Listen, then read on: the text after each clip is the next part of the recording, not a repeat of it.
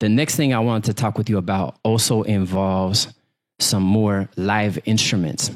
I want to show you the very beginning of this title track, Swords of Wisdom, and let you take a listen to it. And then I'm going to break down some of the techniques that were employed to make this happen. Here's the beginning of the song, Swords of Wisdom. Hail to the Guru God, the God of gods, King of kings, Lord of lords. Kadamawe, Iris Celestii, I greet you with swords of wisdom. Kill beautiful with the sword of wisdom, the doubt ban of ignorance that lies in thy heart. Realizing that this body is as fragile as a clay pot, and fortifying this mind as a well-fortified city. Fight out evil with the sword of wisdom. Sword of wisdom. Sword of wisdom. Sword of wisdom.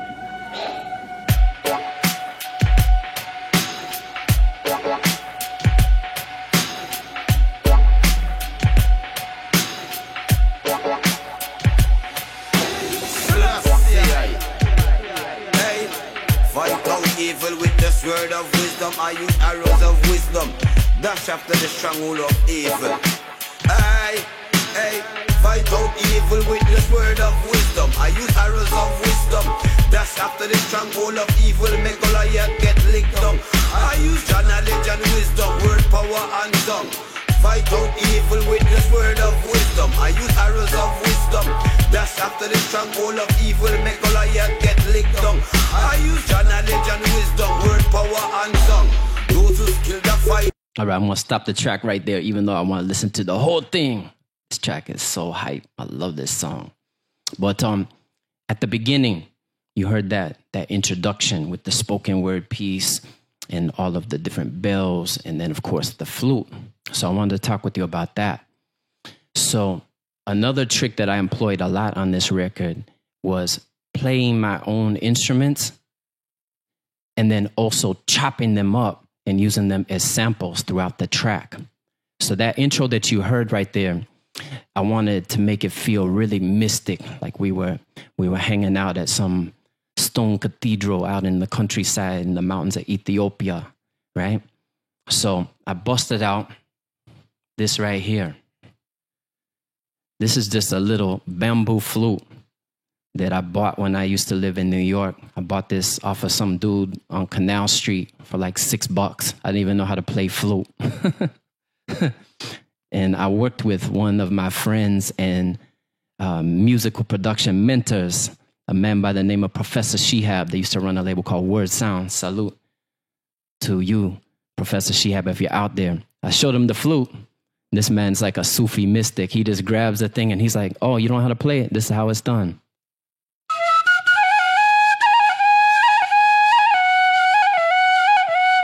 I said, what?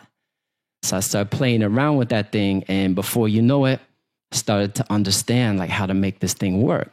So at the beginning of that record, I went and I didn't use a click track, nothing. I just set up a mic in the studio, hit record, and just started freestyling on the flute.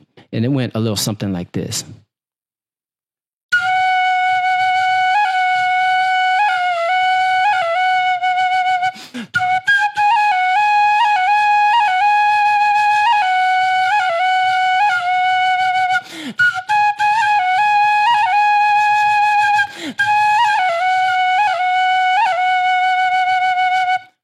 Right?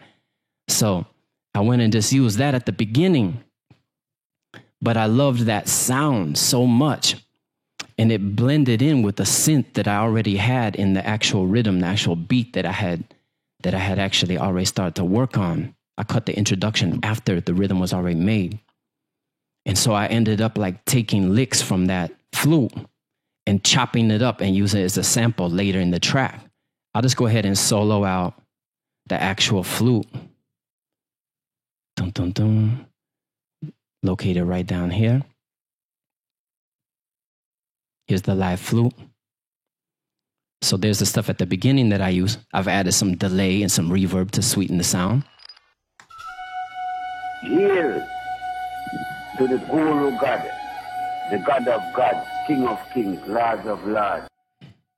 They're just soloed.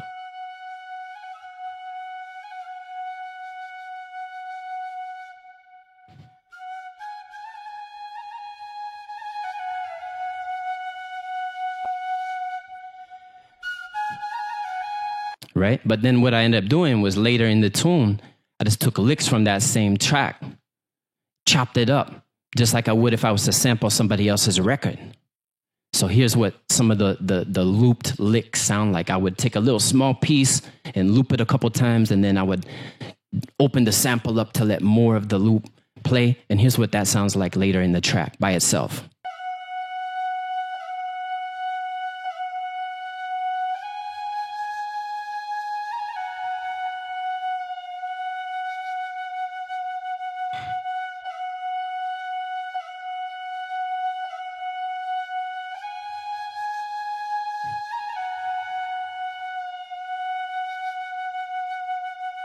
Beautiful, right? And then we put it all back together, and here's what it sounds like right there.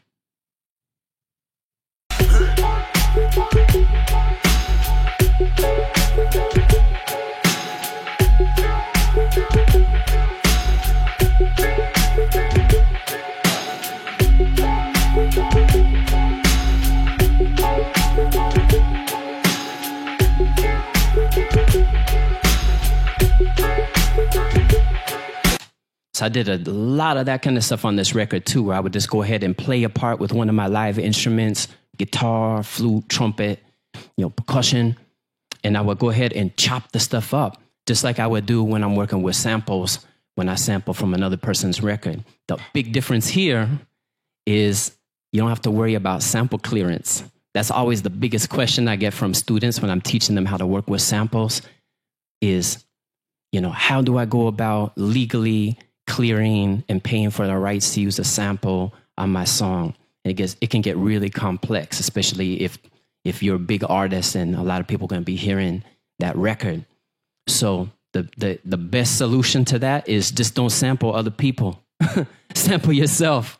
And then if there's any royalties, you get to pay yourself, not someone else. You don't have to worry about, lawsuits, nothing. It's like, it's all you, So all of you guys that might play some instrument, sometimes what I'll do is I don't even use a click track or anything. I'll just hit record and I'll just free up for like 5-10 minutes and play. And then I'll just go back. And in that improvisation, there's always at least some gold, I'll find a few seconds, a phrase or something like that. I was like, I don't even know what my fingers were doing on the keyboard there, but I like that.